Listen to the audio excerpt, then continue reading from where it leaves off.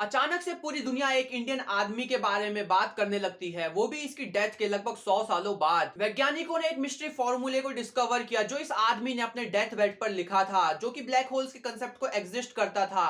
और शॉकिंग बात तो ये है कि ये फॉर्मूला तब लिखा गया था जब ब्लैक होल्स का कंसेप्ट एग्जिस्ट ही नहीं करता था। आखिर ऐसा पॉसिबल है तो कैसे? 2012 में एक अमेरिकन मैथमेटिशियन ने एक ग्राउंड ब्रेकिंग फॉर्मूले को क्रिएट किया ब्लैक होल्स को स्टडी करने के लिए। और क्या आप लोगों को पता है उस अमेरिकन मैथमेटिशियन ने ऐसा कैसे किया? एक सिंगल पैराग्राफ को पढ़कर, जो कि उस आदमी ने अपने डेथ बेड पर लिखा था आज से लगभग 100 साल पहले। और ये आदमी कोई और नहीं, ये थे Srinivasa Ramanujan, the man who knew infinity. Tamil Nadu के एक छोटे से गांव में एक गरीब परिवार में पले बड़े रामानुजन, जिनको एक टाइम का खाना भी मुश्किल से ही नसीब होता था, लेकिन एक गरीब परिवार में होने के बावजूद उनकी मैथमेटिक्स को लेकर क्यूरियोसिटी कभी खत्म नहीं हुई। मैथमेटिक्स के नंबर उनको हमेशा से फैसिनेट करते रहते थे। 15 साल में उन्होंने अपनी थ्योरम्स लिखनी शुरू कर दी थी और ट्रिग्नोमेट्री, क्यूबिक इक्वेशन और अलजेब्रा के कॉम्प्लेक्स फंक्शंस को वो सॉल्व किया करते थे। लेकिन एक खास किताब ने उनकी पूरी की पूरी जिंदगी बदल दी। Synopsis of elementary result in pure and applied mathematics by GS Carr. इस किताब में लगभग 5000 से ज्यादा अनसॉल्व थ्योरम्स थी, वो भी बिना प्रूफ के। और रामानुजन के पास कोई स्पेशलाइज्ड टीचर्स भी नहीं थे, उन्होंने जो सीखा वो खुद ही सीखा था। और इसी किताब की तरह रामानुजन ने अपने थ्योरम्स को इंस्टीट्यूशन के बेसिस पर लिखना शुरू किया, लॉजिक्स और प्रूफ के बिना,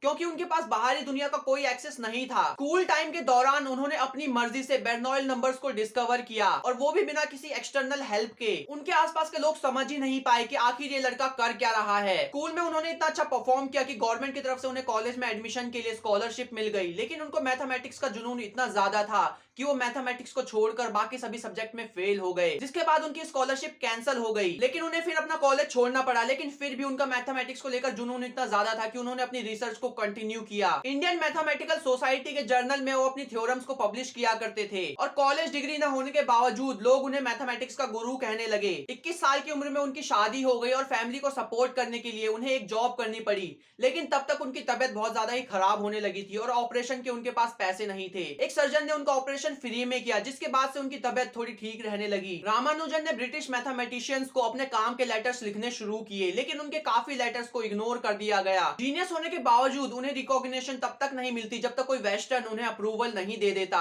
जब सारे ब्रिटिश मैथमेटिशियंस ने उनके लेटर्स इग्नोर किए तो एक इंसान इंप्रेस्ड हुआ, जीएच हार्डी। शुरू में तो उन्होंने भी सोचा कि रामानुजन का काम ऑकवर्ड है, लेकिन कुछ ऐसी थ्योरीज थी जो कि उनकी भी समझ में नहीं आई थी, तो इसलिए उन्होंने फटाफट से रामानुजन को लेटर लिखा और इंग्लैंड बुलाने की बात की। हार्डी ने रामानुजन को लिखा, मैं आपके लेटर्स और थ्योरम में बहुत इंटरेस्टेड हुआ हूं, लेकिन आप समझ सकते हैं कि आपके काम की वैल्यू का पूरा अंदाजा लगाने के लिए मुझे आपके असर्टेंस का प्रूफ दिखाना जरूरी है। आपके रिजल्ट्स मुझे 3 कैटेगरी में लगते हैं। पहला, ऐसे रिजल्ट्स जो ऑलरेडी नोन है या दूसरे थ्योरम से इजीली ड्राइव किए जा सकते हैं। दूसरा, नए और इंटरेस्टिंग रिजल्ट्स जो मुश्किल से क्यूरियोसिटी बढ़ाने वाले हैं। तीसरा, ऐसे रिजल्ट्स जो कि नए और बहुत इंपॉर्टेंट लगते हैं। हार्डी ने रामानुजन को इंग्लैंड इनवाइट किया और उनको फाइनेंशियली सपोर्ट करने की भी बात की, और उस लेटर का जवाब रामानुजन ने ये दिया, मैं आपको अपना दोस्त मानता हूं जो मेरे काम को सिंपैथी से देखता है। मैं ऑलरेडी आधा भूखा मर रहा हूं। अपने दिमाग को बचाने के लिए मुझे खाना चाहिए, ये मेरी पहली जरूरत है। आपका कोई भी सपोर्टिव लेटर मुझे यहाँ पर स्कॉलरशिप लेने में मदद कर सकता है। और उसके बाद फिर यूनिवर्सिटी ने उन्हें स्कॉलरशिप दे दी। लेकिन हार्डी ने अभी भी हिम्मत नहीं हारी। उन्होंने रामानुजन को इंग्लैंड आने के लिए दोबारा इनवाइट किया, और इस बार रामानुजन मान गए। जो काम रामानुजन ने पहले हार्डी को भेजा था वो तो सिर्फ उनके काम का एक छोटा सा हिस्सा था। जब हार्डी ने रामानुजन की किताब देखी तो वो उसको देखकर हैरान रह गए। रामानुजन ऐसे थ्योरम्स को डिस्कवर करते थे जिसका आइडिया हार्डी को भी नहीं था। बस उन्हें लगता था कि जो भी वो लिख रहे हैं वो सही है। और जब उनसे पूछा गया कि आप ये फॉर्मूलाज आखिर सोच कैसे लेते हैं, तो उन्होंने जवाब दिया, देवी नामगिरी मुझे सपने में आकर फॉर्मूला दिखाती हैं। उन्होंने कहा कि उनकी विजन में उनके फॉर्मूलाज एकदम क्लियर और ब्यूटीफुली अनफोल्ड होते हैं। और उस ब्रिटिश मैथमेटिशियन को ये बात डाइजेस्ट नहीं हुई। इसके बाद रामानुजन ने इंग्लैंड में एक टफ टाइम फेस किया। वो एक प्योर वेजिटेरियन थे और उनकी हेल्थ ऑलरेडी खराब थी, और इंग्लैंड का फूड और वेदर उनकी हेल्थ और ज्यादा खराब किए जा रहा था। और उनकी हेल्थ इतनी खराब हो चुकी थी कि एक बार उन्होंने ट्रेन के आगे कूदकर अपनी जान लेने की भी कोशिश की थी, लेकिन एक टेक्निकल इशू की वजह से ट्रेन टाइम पर नहीं आई, जिस वजह से उनकी जान बच गई। लेकिन इतनी मुश्किलों के बावजूद भी उन्होंने मैथमेटिक्स पर से अपना हाथ कभी नहीं छोड़ा। एक दिन की बात है, हार्डी रामानुजन से हॉस्पिटल में मिलने गए। उनकी टैक्सी का नंबर था 1729। हार्डी ने रामानुजन से कहा कि ये नंबर बड़ा ही डल लगता है। रामानुजन ने तुरंत जवाब दिया, 1729 एक यूनिक नंबर है, क्योंकि ये वो सबसे छोटा नंबर है जो 2 अलग अलग क्यूब्स के सम के रूप में लिखा जा सकता है। नहीं हार्डी, 1729 बहुत दिलचस्प नंबर है।